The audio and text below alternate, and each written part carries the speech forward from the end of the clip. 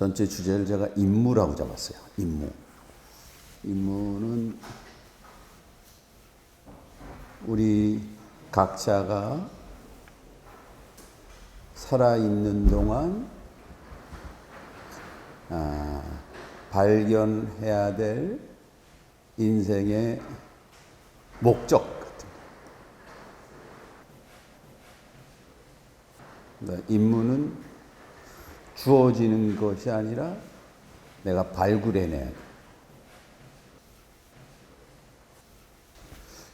그러니까 내가 발굴해내야 되는데 좀처럼 발굴해낼 수가 없어요. 거기에 항상 내가 돼야 될 내 자신이 되지 못하도록 방해하는 존재들이 있어요. 그걸 몬스터라고 그러고요. 그걸 괴물이라고 그러고, 이렇게 사탄이라고. 그 존재들이 너무 강력하게 우리를 막고 있어서 우리는 그 언저리에서 도망가 버려요. 너무 무서워서. 그래서 자신이 돼야 될 자신이 되지 못하도록 우리를 방해하는 몬스터가 있다. 괴물. 그래서 오늘은 자신이 해야 될 유일한 한 가지인 임무, 미션과 그 미션을 알지 못하도록 여러분과 나를 방해하는 겉보기에 너무나 커다란 그거를 베헤모스라고 그랬고요. 그거를 레비아단이라고 그랬어요. 그래서 오늘 베헤모과 리보야단이라는 괴물을 좀 소개시키려고 그래요. 사실 이 괴물은 사실은 괴물이기도 하지만 사실 하나님인 것 같아요. 이 괴물이 자기의 능력으로 자의지로 괴물이 된다면 그거는 그리스도교 안에서 말하는 신의 권능하고는 상관없는 거예요. 그거는 극단적인 이원론에서나 발견되는 조로아스터교나 마니교에서만 발견되는 것이고, 그리스도 전통 안에서는 사탄도 우리 욥기에서 본 것처럼 신들의 아들 중에 한 명이었거든요. 신이었거든요. 그래서 오늘 베헤모과 리보야탄에 대한 이야기가 등장하는데, 이거에 대해서 오늘 특별히 융이 말한 내용이 있어요. 융의 얘기가 아주 적절하게 나오는데 그것까지 제가 소개시켜 드리겠습니다. 그래서 오늘은 그 괴물, 몬스터, 그리고 베헤모과 리보야탄이라는 것이 어떤 존재인지, 특별히 17세기 영국 정치사, 정치 철학자인 토마스 홉스가 두 권의 책을 썼는데 그 책 제목의 이름이 베헤모과 리보야탄이었어요. 그러니까 이 욥기 40장과 41장 갖고 그 당시 자신이 생각하는 새로운 정치 체계를 만든 것 같아요. 그래서 이 두 제목이 정치사에서도 아주 중요한 주제이기도 합니다. 다음 주면 어쨌든 여러분과 제가 여러분 덕택에 욥기를 자세히 읽을 수가 있었습니다. 그래서 그거를 그 스케줄을 알려드린 거고, 말씀드린 대로 6월 첫째 주부터는 여러분하고 대화하면서 조금 자유로운 분위기로 창세기 1장에서 11장까지를 10회로 제가 진행을 하려고 그래요. 여러분 다 오십시오. 그래서 아주 좀 제가 요즘 공부하는 심층 심리학 입장에서 창조 얘기, 언어, 도시 얘기, 살인 얘기 이런 것들을 제 나름대로 한번 풀어보겠습니다. 오늘 이야기를 풀기 위해서 여러분과 저희가 함께 먼저 다뤄야 할 주제가 있는데 그 주제가 요나서예요. 요나서를 잘 보면 오늘 이야기 욥기 40장과 41장을 좀 심층적으로 이해할 수가 있습니다. 3페이지에 나온 그림을 보면 요나가 있고 거기 이제 고래가 등장합니다. 사실 고래가 아니라 큰 물고기예요. 히브리어로 닥가돌이라 해서 큰 물고기가 나타나서 요나를 삼키고 3일 만에 아시리아 제국이 니느웨에서 뱉어버렸어요. 좀 신화적인 내용인데 저 뒤에는 니느웨가 보이고, 그래서 요나가 어떻게 예언자가 되었는지 끝까지 하나님을 이해하지 못해요. 끝까지. 이 요나는 니느웨 제국이, 아시리아 제국이 멸망했으면 좋겠어요. 왜냐하면 기원전 722년에 북이스라엘 멸망시켰기 때문에 그 나라가 구원받는다는 건 있을 수가 없는 거예요.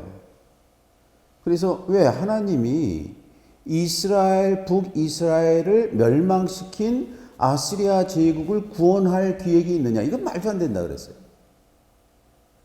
그렇죠? 그래서 나는 못하겠다. 이게 지성인처럼 보이고 지식인처럼 보여요. 그러니까 정반대로 도망갔는데 그때 괴물이 먹어버려요.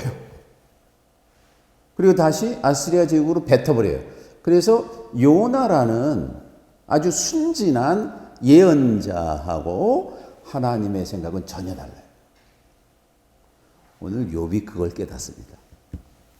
그렇죠? 인간이 이해하는 신학과 하나님의 섭리와 신이 생각하는 섭리는 반대일 수밖에 없다. 그렇죠? 그래서 등장하는 게 항상 괴물이 등장한 거예요. 이 존재를 완전히 바꿔야 되니까.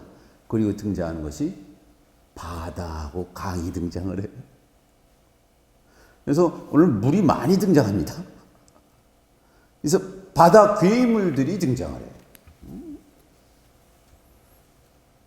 바다 괴물이 등장을 해요. 그래서 바다 괴물 안에서 이제 하나님이 욥한테 막 얘기하는 내용이 욥기 40장과 41장 내용. 그래서 이 내용은 사실 아주 오래된 내용이고요. 여러분이 알다시피 단테 인페르노에도 강이 등장합니다. 플레게톤강, 아케론강, 스틱스강, 그리고 코기투스, 레페강, 이 5가지가 지하 세계에 있는 하데스로 들어가는 5강을 건너가야 돼요. 신약 성서에서는 강이 하나예요. 요단강 건너가면 돼. 요단강이 예수가 새로운 시작을 할 때 요단강에 들어가서 오래된 자를 죽여야 돼. 이게 세례예요. 나오니까 이제 공생애를 시작한 거예요. 오래된 자를 죽이고 새로운 자로 신의 아들로 태어나는 순간이거든요. 신의 아들로 태어나기 위해서는 반드시 시험을 받아야 돼요. 40일 동안 받은 거예요. 40일 동안. 그때에 가장 적절한 시간에 성령에 이끌려 사탄으로부터 유혹과 시험을 받아요. 이게 존 밀턴의 신라권이고 오늘 우리 등장하는 모든 얘기하고 다 연관된 거거든요. 그래서 거기에 이 요나 얘기가 오늘 우리가 욥기를 이해하는데 아주 중요한 역할을 한다. 그래서 여러분과 저희가 요나서 1장과 2장을 교독했으면 좋겠어요. 요나서가 4장밖에 안 되지만 이 함축적인 내용이 뭐 책 한 권 이상입니다. 사실은. 라인 하나하나가 아주 깊어요. 이때 등장한 이전에 있었던 유대교와 히브리 사상과는 전혀 다른 사상으로 아주 짧은 형태의 노벨라가 2개 등장하는데 그게 룻기와 요나서야. 4장이 4장. 4장으로 너희가 알던 이전의 신앙과는 전혀 다른 신앙을 말하고 있어요. 거의 욥기에서 말하는 내용에 전조적인 내용이 여기 다 들어가 있거든요. 아미떼의 아들 요나한테 느닷없이 하나님이 너는 저 큰 성읍 니느웨가 그 당시 아시리아 제국의 수도였고 가장 큰 도시였거든요. 그리고 외치려는 거예요. 그들의 죄악이 내 앞에 왔다. 이게 딱 4마디 히브리어로. 그렇죠? 그러나 요나는 주의 낯을 갈 수가 없죠. 왜? 자기 나라에 그런 해악을 끼친 나라이기 때문에 거기다가 구원의 말씀을 자기가 한다는 것은 이거는 매국하는 일이기 때문에. 그래서 다시스라고 이건 거의 스페인 쪽에 정반도 그래서 요바로 내려가서 다시스로 가는 거예요. 그랬더니 4절에 이제 보세요. 바다 위로 큰 바람을 보내셨다. 큰 바람. 항상 이 바람이라는 거는 물을 이긴다 그랬죠. 오늘 바람 얘기가 많이 나와요. 이 바람이라는 것이 푸뇰하고 히브리어로 루하고 하나님께서 인간 모두에게 주신 호흡, 생명의 근원이에요. 그랬더니 태풍이 일어나서 배가 부서지게 됐다는 거예요. 그랬는데 이 와중에 요나가 하는 일을 보세요. 배 밑창으로 내려가 깊이 잠들었다 이거예요. 배 가장 낮은 곳으로 내려갔다. 이거는 상징적인 문구일 수밖에 없어요. 이거는 자신이 내려갈 수 있는 가장 깊은 자신의 마음속 깊은 곳으로 내려갔다라는 뜻이에요. 그리고 깊은 잠을 잤다라는 것은 새로운 창조를 할 때 항상 나오는 문구예요. 하나님께서 아담에게 깊은 잠을 재우시고 갈빗대를 빼어서 이브 하와를 창조하셨어요. 아브라함의 깊은 잠, 히브리어로 타드마가 떨어졌을 때 하늘에서 불이 내려와서 아브라함과 최초로 언약을 만듭니다. 언약을 만들어요. 그 언약의 약속이 되는 두 가지 요건이 있는데 하나는 자신이 내려갈 수 있는 배 밑창의 가장 깊은 곳이라는 것은 외부가 아니라 여러분 마음속 가장 깊은 곳으로 내려가서 다시 태어나기 위한 한 번도 시도하지 않은 깊은 잠을 잤다는 거예요. 근데 외부 사람들은 몰라요. 당신이 왜 이렇게 잠을 자고 있어? 그래서 구원의 가능성을 말해요. 혹시 당신 신이 우리를 구원할 수 있으니까 기도 좀 해보시오. 그랬어. 제비를 뽑았더니 제비가 당연히 요나한테 오는 거예요. 근데 9절에 요나가 하는 말이 나는 요나입니다 라고 말하지 않아요. 나는 히브리 사람입니다. 히브리란 말이 사실은 민족적인 용어가 아니라 그랬죠. 히브리어는 사회적인 용어이고 영적인 용어로 빌리자면 한 단계에서 다음 단계를 시도하는 경계인입니다. 이런 뜻이에요. 히브리란 말이 the one who pass over human boundary란 뜻이에요. 인간이 그어놓은 경계를 감히 월담하는 자에게 히브리어예요. 그래서 이걸 사회학적인 용어로 떠돌이들이 히브리인이었어요. 그러나 이거를 좀 심리적으로 해석하자면 자신이 태어난 환경에서 자기가 누구인지 자신만의 고유한 인물을 알기 위해서 그 사회가 국가가 공동체가 쌓아놓은 담을 월담하는 자입니다. 그걸 시도하는 자입니다. 이런 뜻이에요. 그랬더니 사람들이 그래요. 어쩌자고 당신이 이런 일을 하고 있습니까? 이 말은 무슨 뜻이냐면 인간이 여러분과 내가 한 사람이 자신이 해야 될 유일한 한 가지 임무를 하지 않는다면 우리가 속한 공동체 전체가 위험에 빠진다. 한 사람이 안 하면. 그래서 이제 요나를 들어서 바다에 탁 던졌다. 그래서 희생 제물이 된 거죠. 희생 제물이 됐고 그랬더니 욥기 2장, 요나서 2장은 이 시예요. 시편. 아주 오래된 시편이에요. 아주 오래된 시편이 등장하는데 거기에 요나가 들어간 장소가 3절과 5절에 등장하는데 이게 오늘 욥기에도 등장을 해요. 어디에 들어갔냐? 깊음 속에 들어갔대. 한가운데, 바다 한가운데 깊음 속에 물이 나를 두르기를 영혼까지 했으며 깊음이 나를 에워쌌고 히브리어로 테홈이라고 하였고, 이 테홈은 메소포타미아의 혼돈의 여신 이름이에요. 티아맛. 이 티아맛을 이길 존재는 없어요. 이 티아맛으로 내려가서, 이 기품으로 내려가서 이 기품과 대결해서 이겨야지만 자신이 해야 될 유일한 임무를 찾게 된다. 이게 기품이 뭐냐? 이게 단테 인페르노예요. 인페르노의 바닥까지 내려가야지만 그 다음에 연옥, 포가토리오에서 희망의 가능성이 있는 거예요. 그래서 거기까지 며칠 동안 있었냐? 3일 동안 있었다는 거예요. 3일 동안 완전 죽었다는 거예요.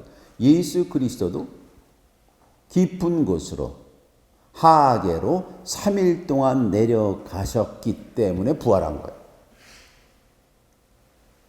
그렇죠? 그래서 이 이야기를 염두에 두시고 우리가 욥기 40장을 좀 보겠습니다. 욥기 이제 40장부터 우리가 지난 시간에 32장부터 37장이 엘리후의 이야기인데, 엘리후의 얘기가 상당히 후대 건데 이것이 나중에 들어갔다, 그런 흔적이 있다 그랬어요. 왜냐하면 엘리후가 후대에 이 욥의 세 친구와 더불어 언급되지 않아요, 후에도. 그러니까 이거는 인터폴레이션, 나중에 첨가된 거예요.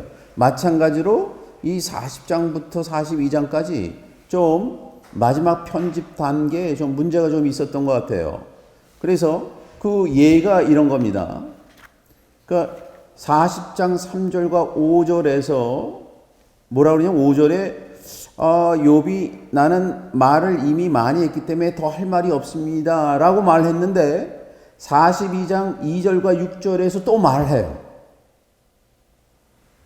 그래서 3절, 4절, 5절, 6절은 사실은 뒤로 가야 돼요. 그래서 제가 줄을 긋은 거예요. 그리고 1절은 주께서 욥이 말씀하셨다. 이것도 제가 괄호를 쳤고 이것도 없었으면 좋겠어요. 샤다이와 시비를 다투는 자가 그를 수정하고 엘로아를 나무라는 자가 이렇게 대답하게 하라. 이제 대장부답게 허리를 동여매고 이렇게 나가야 돼. 그래서 야훼의 선언이 저는 40장 2절과 7절에서 14절이라고 생각을 하고, 이 말에 이어지는 것이 베헤못에 관한 시가 40장 15절에서 24장, 그리고 리오 야단에 관한 시가 41장에 등장한다. 그래서 오늘은 야훼의 선언, 마지막 선언이에요. 그리고 야훼가 자신의 뜻을 관철하기 위해서 보낸 두 괴물 베목과 리오 야단에 관한 아주 오래된 시가 40장과 41장에 등장합니다. 이 내용이 야훼의 선언이에요. 야훼의 선언으로 이제 하나님께서 욥한테 말하는 샤다이, 아주 2절에 보면 샤다이와 시비를 다투는 자, 엘로하를 나무라는 자, 아주 오래된 신명을 계속 썼죠. 우린 다 하나님하고 번역됐겠지만, 그리고 7절에 대장부답게 허리를 동여매고 내가 묻는 말에 대답하여라. 너는 아직도 내 판결, 미슈파트라 그랬죠. 이거는 개별적인 판결. 그리고 내가 자신을 의로운 ጼ데카, 의로움까지 네가 들어가기 위해서 내가 잘못됐다고 선언하느냐. 그래서 천둥 소리와 같은 소리를 낼 수가 있느냐. 그리고 위엄과 존귀와 영광과 영화를 갖춰보아라. 그리고 교만한 자를 낮춰보아라. 그리고 그들을 땅에 매장시킬 수가 있느냐. 그러면 내가 믿겠다 라고 이제 말을 하는 내용입니다.